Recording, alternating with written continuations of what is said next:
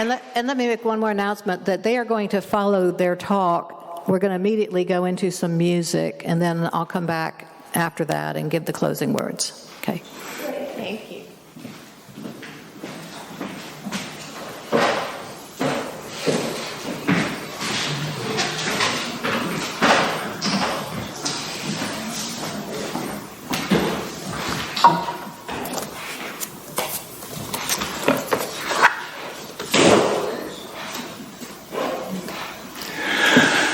Well, it's great to be here. I've had, over the last 45 years, I've been to many events and services here. In recent years, Shanti and I both have our workday on Sunday, so it's harder to get over here. But this group and all of this, the building, the people are cherished by both of us so much. Is that better? Okay. So I'm Dr. John Beasley, and together with Shanti Price, we co-founded the LifeWatchers program. We began LifeWatchers because we wanted to create a way for people to make small, enjoyable, sustainable changes in how they live, changes that gradually improve both health and well-being. At LifeWatchers, we use the term the alarm state. It's a metaphor for many of the chronic conditions that have become so common in modern life. The alarm state can include chronic pain, chronic disease, anxiety, depression, poor sleep, digestive problems, chronic inflammation, and many other conditions. Many of us move in and out of this state through our lives. The opposite of the alarm state is what we call the state of resilience. Resilience is the body's ability to adapt, recover, and respond appropriately to the changing circumstances of life. It means that our brain and body are able to switch smoothly between different networks and systems as circumstances change, rather than becoming stuck in patterns of chronic pain, stress, worry, and illness. One way to understand the alarm state is to think about several different body systems that all influence one another. In our brain, we can become caught in repetitive thinking, worrying about the future, replaying painful memories from the past, or continually criticizing ourselves. It can feel as though our minds have become stuck on one channel. In the autonomic nervous system, we may become trapped in the sympathetic fight or flight response instead of being able to shift easily into the parasympathetic state of rest and recovery. In our endocrine system, the hypothalamic pituitary adrenal axis, the HPA axis, can remain activated. That leads to prolonged release of stress hormones such as cortisol. Even our digestive system is affected. Chronic stress often contributes to digestive symptoms and changes in our gut function. These systems are all interconnected. When one becomes dysregulated, the others often follow.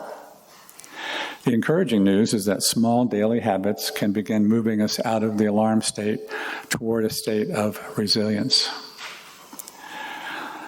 At the center of the LifeWatchers program is our LifeWatchers wheel. And this includes areas such as nutrition, exercise, sleep, community, knowledge, and nature. At the very center of our wheel is mindfulness meditation, because it provides the foundation that supports every other healthy change in our lives. The practice itself is remarkably simple. Set aside 5 minutes each day. Sit comfortably. Allow your attention to rest on your breathing. Your mind will wander. That's totally normal. Each time you notice your attention has drifted into thoughts, gently bring it back to your breath. That simple act, paying attention, noticing when the mind wanders, and gently returning your attention is actually training your brain. Over time, it strengthens the brain's ability to shift attention instead of becoming trapped in habitual patterns of worry, rumination, or emotional reactivity. In other words, you're strengthening the brain's ability to move from the alarm state toward resilience. The network in our brain, when we are focusing on something, that occupies certain circuitry. When we're not trying to do something or focus on something, there's something called the default mode network that runs in the background. It's kind of our simulation of the world, our story about ourselves, and our digital assistant to remind us of things.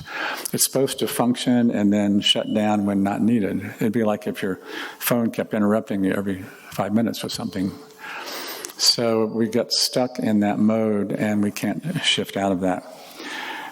That affects everything we do, our bodies and our sense of well-being. So it's important to be able to make that shift. The mindfulness practice of focusing on your breath, and each time you come back to the breath, you're exercising that muscle of attention and switch. And then we go to another area, nutrition. That's an important part of moving out of the alarm state. One simple step is to reduce sugary foods and starchy foods. Healthy aging depends on healthy blood sugar metabolism.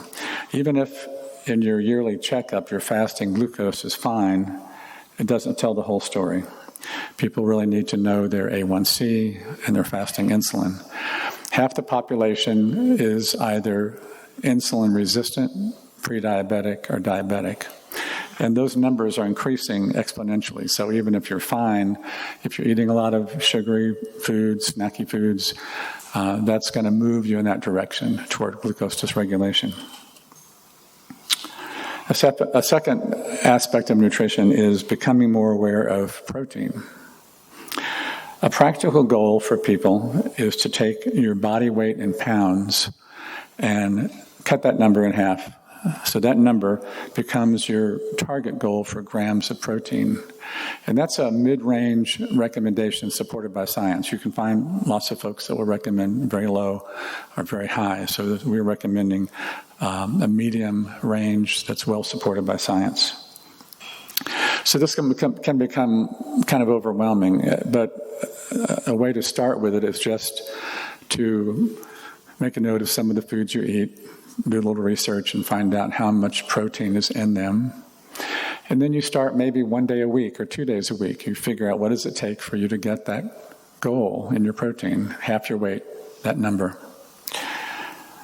If any of you want to explore it more, I have information sheets that have example meals that have good protein amounts. I have vegan and vegetarian and omnivore sheets. So if you're interested, get in touch with me. I can email them to you. Another easy habit in nutrition is to read the labels. Try to choose products that have less additives. We call them in LifeWatchers unnecessary exogenous molecules, meaning things that come from outside your body. And also you want to avoid toxins. So it's good just to start reading a label. There's a ketchup that has 10 ingredients. We'll pick the one that has 3 ingredients. Just simple choices. And we come to exercise. Exercise is another way to move away from the alarm state. There's different aspects to exercise, but we recommend a minimum of starting with zone 2 exercise or aerobic exercise. It means you're moving like brisk walking. You're moving enough so that you can carry on a conversation, but not easily. So if you're walking along and it feels like you can talk easily, you're not working hard enough. If you're out of breath, you're working too hard. So we recommend a minimum of 20 to 30 minutes of this zone 2 or aerobic exercise 3 to 5 days a week. And of course, more is better. But it's good just to start with that if you're not doing it already. It's very good for your mitochondria, the energy centers in your cells. And then we come to sleep. A basic thing with sleep is to avoid eating or drinking within 2 to 3 hours of going to bed. And that makes a big difference. Our bodies really need to gradually move down into an idle state. The body just kind of gets very calm. During that time, our brain gets to detoxify. It's like the garbage truck pulls up and carries the trash out from the brain. But it happens in your deep sleep, and deep sleep comes earlier in your sleep cycle. So if you eat and drink too late, your body is occupied in a way that doesn't allow it to calm down into that space. So that's very important. And also to greet the day and greet the coming of sleep in the morning. Greet the day with gratitude. If the sun's shining, go outside. If the weather's good enough, let the sunlight get into your eyes. It's very good for your circadian rhythms. And in the evening, approach sleep as a sacred endeavor. And go ahead and take a few minutes and welcome your sleep. Be relaxed. None of these are complicated. They're small steps. Each one may move you a little, but together, practiced consistently over time, they gradually help your brain and body become more adaptable, more resilient, and less likely to be trapped in the alarm state. So if today's talk resonates with you and you'd like to explore this more deeply, we invite you to join us in our monthly meetings here. The last Monday of every month, between 6:30 and 8:30 p.m., is our LifeWatchers classes. And there's some cards in the back that have more information also that. So now I'd like to invite Shanti to guide us in a mindfulness experience.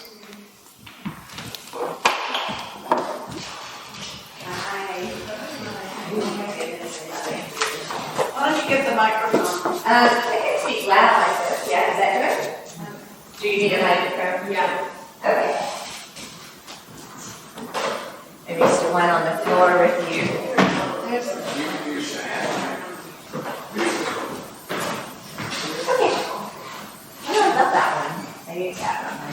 Thank you. I didn't know it was down here. Okay, because I want to get close to you because I'm going to invite you in a moment to stand and do some movement with me. So my part is to bring a different view to our life, to our patterns, to changing habits. How do we do that? You know, we've gone the same route and we were conditioned along the same route of checklist, and they were always so helpful. So what I do is help you return to your body, because this physiology is one of such divine intelligence. So I'm teaching Qigong today, and I do on Monday nights. And it's become a song that it's been a really warm pulse, like, oh, I didn't do this month, but there's no shame. You know, it's where we release judgment, shame. It's not exercise. It's coming back into alignment with nature, with the Tao, with spirit, by any name, right? By any name. I think Jean pointed that out.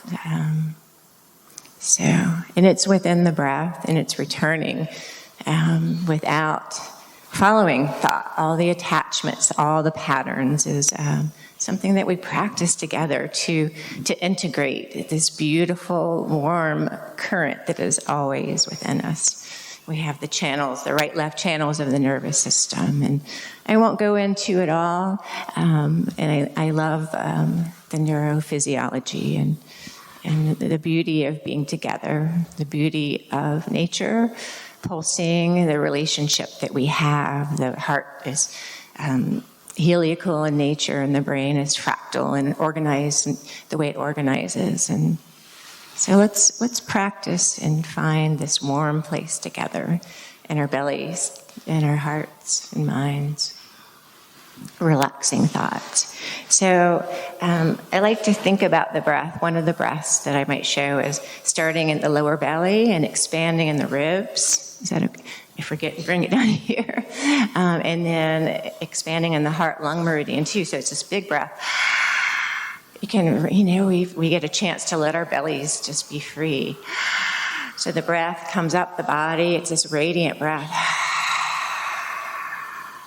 And it moves down the body.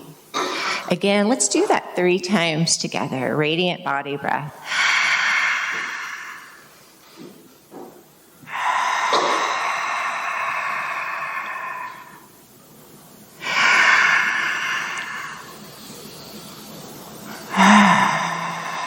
or you can allow sound. And another part that's the medicine also is that the spine is moving. So the breath is moving towards the back, and the spine is opening and bowing gently, like a plant unfurling, like a seaweed. It's gentle, flowing. And the head would be the last to rise. So you can have this pulse that's in all of nature.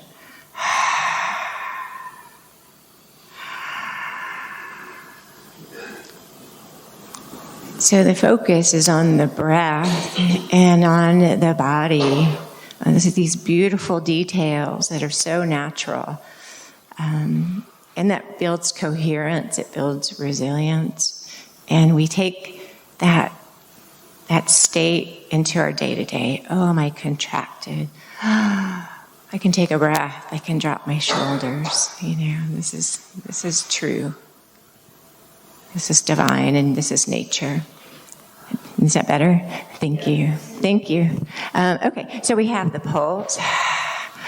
And then we can have a spiral. The spirals move through our body. So just as you're seated, you could stand or be seated.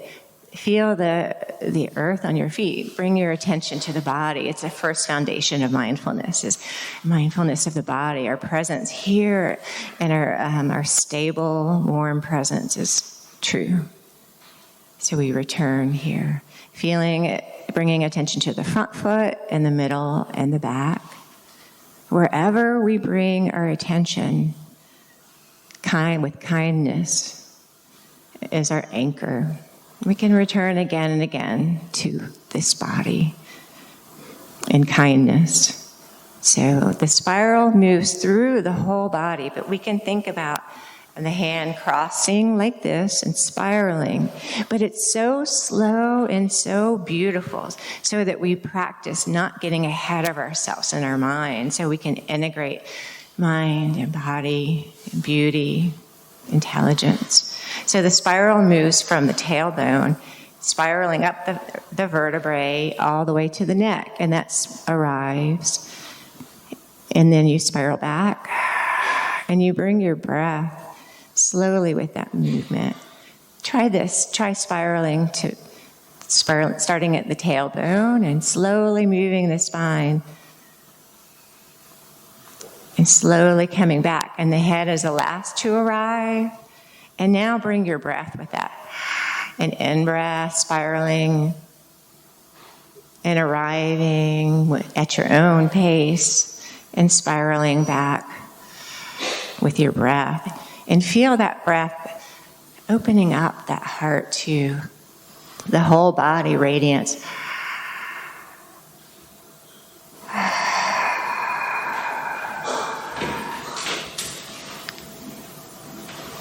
How did that feel for you? Did it quiet mind some? Yeah.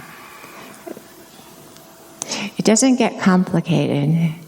It becomes more of a chance to build our concentration so that we can take that into the world, this kindness that we give to ourselves. It begins to circulate through us and through the world. There's interstitial and interspatial relationship to nature. Yeah. I know it's about time to leave, so let's take one more phrase together, thinking about touching the earth to your hands to the side a little bit.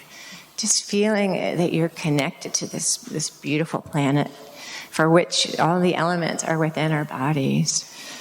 You send your love here and you receive that stable warmth back, sending and pulsing to the earth. And you can feel it, allow this feeling, that pulse in the body to mirror your hands, bringing up that earth energy, and then the arms spiral in Qigong, and it brings more circulation to body, mind, spirit, to sky. Sense that vast openness, that beauty, that light, the nebulas that mirror our very system, heart, brain, and bring that light to the body. When Jean was doing that song, Let Love Wash Over Us, it's exactly what has been done. And through ancient times, and certainly for the last few 2,600 years, letting the light wash coming up from the earth, feeling that radiance that is our radiance, and let it wash and touch your body with this kindness. And you can practice the bowing of the spine and the breath in coherence, and let it touch the earth. Do that a few times, just feeling that pulse, that rising of energy, this radiance touching the body. This elegant system ready for our kind touch. Yeah. And all are touched by this, one to another. May all beings be safe. May all beings feel peace in our connection.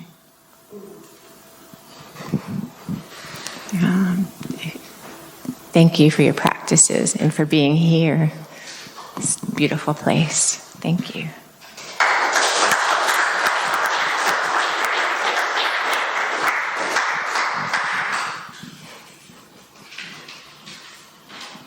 How's it going, Harold? This is a joy.